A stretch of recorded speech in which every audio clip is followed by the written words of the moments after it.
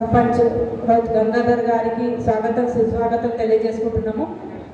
నిజంగా చాలా సంతోషం. ఎందుకంటే కాంగ్రెస్ పార్టీలో ఇప్పుడు వచ్చిన 100 రోజులలో ఈ పాలన చూసి, అదేవిధంగా ప్రజా పాలన అంటే ఏంటిది, రైతులకు ఏ విధంగా కాంగ్రెస్ పార్టీ సహాయం చేస్తుందో తెలుసుకొని అందరూ కాంగ్రెస్ పార్టీని ఆదరిస్తున్నందుకు అందరికీ ధన్యవాదాలు తెలియజేసుకుంటూ, ముఖ్యంగా జగిత్యాలకి సంబంధించి జీవనన్న గారు రైతుల మనిషి, రైతు మనిషి అని చెప్పుకోవడానికి నిజంగా చాలా సంతోషం. ఎందుకంటే రైతు బిడ్డగా రైతుకు సేవ చేసిన ఏమున్నాయి అంటే ఒక వ్యవసాయ విద్యాలయమే కాదు, మామిడి మార్కెట్ అనేది కూడా తీసుకురావడం జరిగింది. అదేవిధంగా ఐకేపీ సెంటర్ను తీసుకొచ్చింది కూడా కాంగ్రెస్ పార్టీలోనే. ఈ రైతులకు మేలు చేస్తేనే బాగుపడుతుంది, రైతు బాగుపడతారు, రైతు రాజ్యం ఏర్పడుతుంది అనేది ఒకటి రావడం జరిగింది.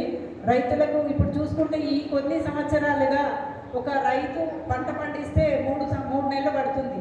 ఆ రైతు ఆ పండించిన పంటను అమ్ముకోవడానికి 70-80 రోజులు పట్టింది. అవన్నీ కూడా మీ అందరికీ తెలుసు. దాంట్లో కూడా తాలు అని 10 కిలోల వరకు కూడా తీయడం జరిగింది. ఇవన్నీ మీరు గమనిస్తున్నారు. ఇక ముందు కాంగ్రెస్ పార్టీలో ఇలాంటివి జరగవు అని హామీ ఇవ్వడం జరిగింది. రైతులకు మేలు చేసినట్టయితేనే వారు వాళ్ళ వ్యవసాయాన్ని ముందుకు తీసుకెళ్ళగలుగుతారు. అలాంటి వ్యక్తి జీవనన్న గారు. ఎందుకంటే రైతుకు సంబంధించి చాలా పోరాటం చేయడం జరిగింది. ఇదే కాకుండా ప్రతి జీవనన్న గారు ఆర్ఎంపీ మినిస్టర్ ఉన్నప్పుడు ప్రతి విలేజ్కి, ఒక్కొక్క విలేజ్కి కూడా ప్రతి రోడ్ వేయడం జరిగింది. ఈరోజు ఈ కార్యక్రమానికి ముఖ్య అతిథిగా విచ్చేసిన జీవనన్న గారికి, మాజీ మున్సిపల్ చైర్మన్ విజయలక్ష్మి దేవేందర్ రెడ్డికి, ఇక ఈ వేదిక మీద ఉన్న పెద్దలందరికీ, మాజీ ఎంపీపీలకు, ఎంపీసీలకు, సర్పంచ్లకు అందరికీ హృదయపూర్వక నమస్కారాలు తెలియజేస్తూ, సభ ముందున్న ప్రతి ఒక్కరికి హృదయపూర్వక నమస్కారాలు తెలియజేస్తూ, గోపాలరావుపేట, తిప్పనపేట వీళ్ళందరూ గ్రామ వాస్తవులందరూ గత 40 సంవత్సరాలుగా జీవనన్నకు గెలుపులో కానీ ఓటమిలో కానీ ప్రతి ఒక్కరు తోడున్నందుకు ప్రతి ఒక్కరికి హృదయపూర్వక ధన్యవాదాలు. ఎందుకంటే 40 సంవత్సరాలకి మీరందరూ జీవనంతోనే ఉన్నారు. మీ అందరూ ఒక గొప్ప మనసు. ఇకపోతే మన ఇక్కడ ఆంజనేయ స్వామికి టెంపుల్కి, అలాగే బ్రిడ్జికి నిధులు ఇవ్వడం జరిగింది. అట్లాగే రామాలయంలో కూడా చాలా నిధులు ఇచ్చారు. అంతకుముందు ప్రతి ఒక్క గుడికి ఈ గుడి అని ఆ గుడి అని కాకుండా ఏ గుడికైనా డబ్బులు పెట్టిరు జీవనన్న. ఓడిపోయిన తర్వాత కూడా రామాలయాన్ని 90 లక్షల దాకా పెట్టిరు. మరి అలాంటిది మనకు దేవుడు లేడా, మనకు రాముడు లేడా? మన అందరికీ ఉన్నాడు కదా. మరి ఎందుకు కాంగ్రెస్ వాళ్ళకి దేవుడు లేనట్టు చేస్తారు? వాళ్ళు ఒక్కడికే దేవుడు ఉన్నట్టు జై శ్రీరామ్ జై శ్రీరామ్ అని అనడం తప్పు కదా. మనం కూడా ఏ పెద్దవాపు నువ్వు దీపం ముట్టిస్తలేవా, రోజు పూజ చేస్తలేవా? మనం అందరం పూజ చేస్తాం, మనందరం దీపాలు ముట్టిస్తాం, మనందరికీ దేవుడు ఉన్నాడు, మనందరికీ రాముడు ఉన్నాడు, వాళ్ళు ఒక్కరికే కాదు కదా. అందుకని మీరు అందరూ ఆలోచించాల్సి ఏంటంటే, ఇప్పుడు ఎట్లా మనం చేసే మంచి పనుల్ని ఇవన్నీ వేసుకొని వాళ్ళు ఖచ్చితంగా వీళ్ళని ఏదో ఒకటి చెయ్యాలి, అబ్బా వీళ్ళు ప్రజల్లోకి వెళ్ళిపోతున్నారు, వీళ్ళు ప్రజల్లోకి రావద్దు అనే ఒక ఆలోచనతోనే వాళ్ళు ఇవన్నీ చేస్తున్నారు. వాళ్ళకు 10 సంవత్సరాల అవకాశం ఇచ్చినాం, వీళ్ళకు కూడా 10 సంవత్సరాల అవకాశం ఇచ్చినాం. మరి ఇప్పుడు జీవనానికి అవకాశం వచ్చినప్పుడు మీరందరూ పక్క నుండి గెలిపించాలా లేదా? అందరూ గెలిపించాలి. పక్క నుండి మనకు పార్లమెంట్కి తీసుకెళ్లే అవకాశం మళ్ళొకసారి వచ్చింది. ఇప్పుడు అందరూ జాగ్రత్తగా ఉండి ఎటు కూడా ఏ ప్రభావాలకు వెళ్లకుండా అందరూ ఆలోచించి దయచేసి ఓటు వేయాలి జీవనన్నకి. 50,000 కాదు, 1,00,000 మెజార్టీ వచ్చినా తక్కువే. 10లు 100లై 100లు వేలై ఆ వేల మెజారిటీ తీసుకురావాలని ప్రతి ఒక్కరిని మనస్ఫూర్తిగా కోరుకుంటున్నాను. సర్పంచ్ రౌతు రాయలింగం గారు, మరి మాజీ సర్పంచ్ వారి శ్రీమతి జయ గారు, ఇట్టి కార్యక్రమానికి ముఖ్య అతిథిగా వచ్చేసినట్టు 3 నెలల క్రితం వరకు మన రైతు బాంధవులు ప్రియాంక నాయకుడు గారిని ఓడించడం జరిగింది. మనం ఓడించిన కారణంలో ఏం జరిగింది, ఏం కాదని విశ్లేషించుకున్న తర్వాత అందరం కూడా కలిసికట్టుగా కాంగ్రెస్ పార్టీ పురుషోడు చేస్తూ, కాంగ్రెస్ పార్టీ ఇవాళ నిజామాబాద్ అభ్యర్థి మన పెద్దలు ప్రియాంక నాయకులు జీవన్ రెడ్డి గారికి సపోర్టుగా అందరం కలిసి ఓట్లు వేసి గెలిపించాలని కోరుకుంటున్నాము. అట్లాగే ఈరోజు 3 నెలల ప్రభుత్వం వచ్చిన తర్వాత సారు నాయకులు, మన నాయకులు ఓడిపోయి ఉన్నా కానీ ఇవాళ దాదాపు 100 కోట్ల నిధులు రప్పించి జగిత్యాలను అభివృద్ధి పదం నడిపిస్తున్న గొప్ప వ్యక్తి మన జీవన్ రెడ్డి గారు. గత రాజశేఖర రెడ్డి ప్రభుత్వం లోపల ఏదైతే బీర్పూర్ పులాస రామోజీపేట ఫిల్టర్ బెడ్లు నిర్మించినమో అట్టి నిర్మాణాన్ని 2014లో టీఆర్ఎస్ ప్రభుత్వం ఏర్పడిన తర్వాత అట్టి ఫిల్టర్ బెడ్లను పక్క మరమ్మతు కూడా నోచుకోకుండా నీళ్ళు ఇవ్వకుండా పక్కకు పెట్టింది. అట్టి స్కీమ్ను ఈ కార్యక్రమానికి మా తిప్పన్నపేట గ్రామ పంచాయతీ అయినటువంటి తిప్పన్నపేట అట్లాగే గోపాలరావుపేట పెరకపల్లె గ్రామాల నుండి ఈ కార్యక్రమానికి విచ్చేసిన తల్లులందరూ కూడా అట్లాగే అన్నాలు తమ్ముళ్ళు బాపులు అందరూ కూడా నా శిరస్సు వంచి నమస్కారం తెలియజేస్తున్నాం. ప్రభుత్వం లేనప్పుడు కూడా నన్ను సర్పంచ్గా గెలిపించారు, ప్రభుత్వం ఉన్నప్పుడు గెలిపించారు. ఈ 10 ఏళ్లలో నేను నాకు వీలైతే సహాయం చేసినా కానీ ఎవరికి కూడా చిన్న కీడు కూడా చేయలేదు. అట్లున్నా కాబట్టే ఇవాళ నా వెంట జనాలు ఉన్నారని ప్రజలు మా వాళ్ళు దీవిస్తున్నారని చెప్పి నేను ఆలోచిస్తున్నా. ఇప్పటికెళ్ళి కూడా ఇప్పుడు జీవన్ రెడ్డి సార్ దగ్గర ఉంటున్నా కాబట్టి ఇక్కడికి వెళ్ళి ఇంకొద్దిగా ఎక్కువ సేవ చేసి మీ అందరికీ రుణం తీసుకునే అవకాశం నాకు వస్తుందని చెప్పి భావిస్తున్నా. దయచేసి అందరూ కూడా ఇప్పుడు రాబోయే ఎలక్షన్లో అందరం ఒక మంచి పద్ధతిలో సార్కు మనం అందరం కూడా ఓట్లేసి సార్ నుంచి ఇంకా చాలా డెవలప్మెంటు ఇంకా చాలా సేవలు మనం చేయించుకోవచ్చు. ఆ విషయంలో నేను కూడా తప్పకుండా ఏ చిన్న పని పడ్డా అందరి కోసం సార్ దగ్గరకు వచ్చి మీ కొరకు పని చేయించే బాధ్యత నాదని చెప్పి తెలియజేస్తూ ఈ అవకాశం ఇచ్చిన పెద్దలందరికీ కూడా నా హృదయపూర్వక ధన్యవాదాలు తెలుస్తున్నాం. జై కాంగ్రెస్. థ్యాంక్ యూ అన్న.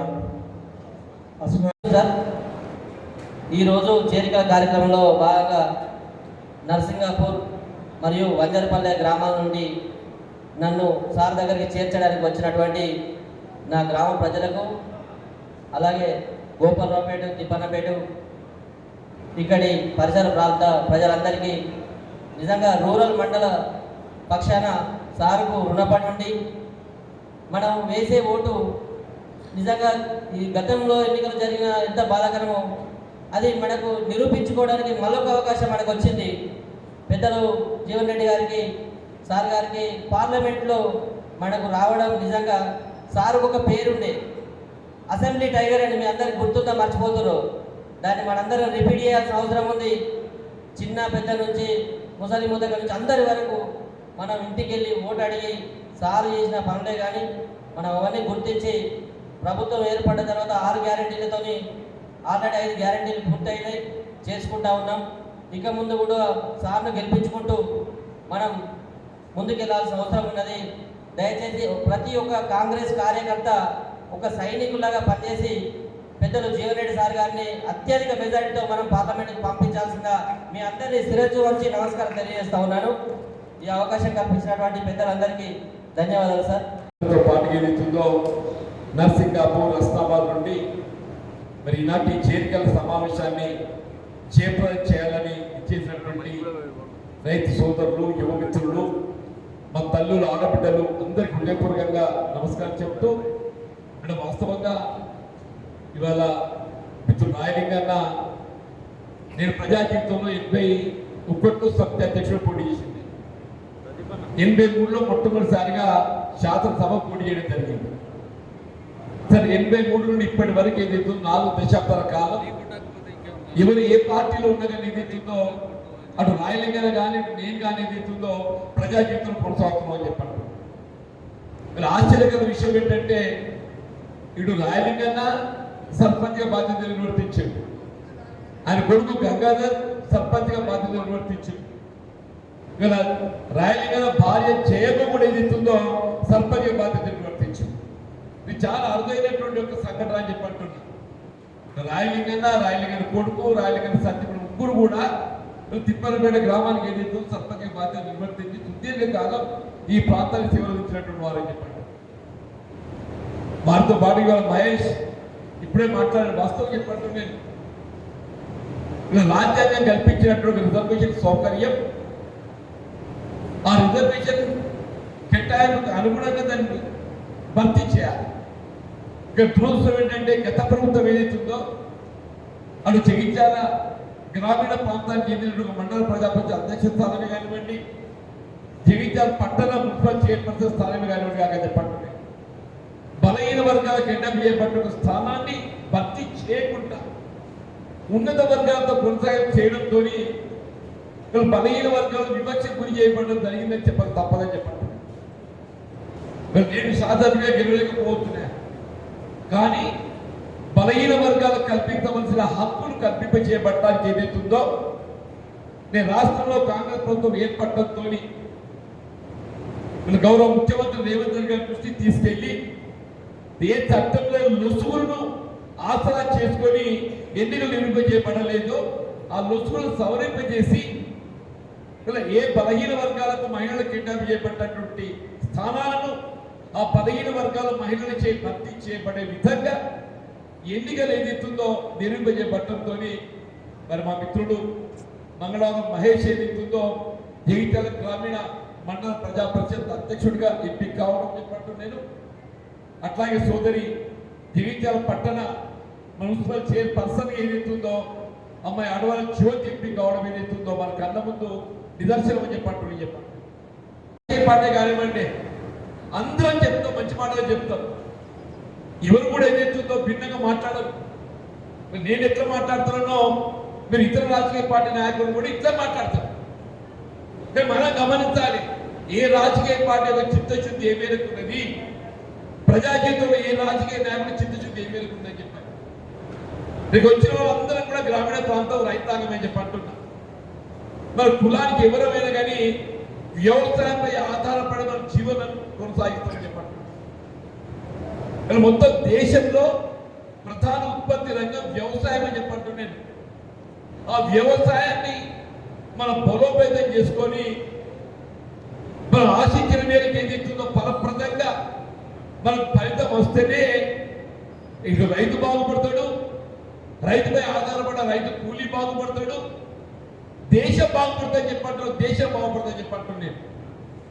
అటువంటి వ్యవసాయ రంగాన్ని బలోపేతం చేయవలసినటువంటి రాజకీయ పార్టీలు దురదృష్టమైనటువంటి వల్ల రైతాంగం ఉత్పత్తి చేసేటువంటిగా వ్యవసాయ ఉత్పత్తులకు కనీస మద్దతు ధర కల్పన అనేది ప్రధానమైన అంశం అని చెప్పంటుంది. ఆనాడు ఉమ్మడి రాష్ట్రంలో కానివ్వండి, దేశంలో కాంగ్రెస్ ప్రభుత్వం అధికారం ఉన్ననాడు రైతాంగానికి అండగా నిలిచే విధంగా రైతాంగాన్ని ఆదుకోవాలనే భావన సంకల్పంతో వీళ్ళు ఏ ఉత్పత్తే కానీ మ్యాక్సిమం రిటైల్ ప్రైస్ అని ఉంటుంది, ఇంతకంటే ఎక్కువ ధరకు అమ్మద్దు, మ్యాక్సిమం రిటైల్ ప్రైస్. కానీ వ్యవసాయ ఉత్పత్తులు మాత్రం ఏదైతుందో కనీస మద్దతు ధర ఎంఎస్పి మినిమం సపోర్ట్ ప్రైస్ ఉంటుంది అన్నట్టు. మినిమం సపోర్ట్ ప్రైస్ వ్యవసాయ ఉత్పత్తులు ఇంతకంటే తక్కువగా ఉన్నట్టయితే కొనుగోలుదారు శిక్ష కూడా చెప్పండి నేను. ఆ విధంగా చట్టాన్ని రూపొందించింది కాంగ్రెస్ పార్టీ అని చెప్పండి నేను.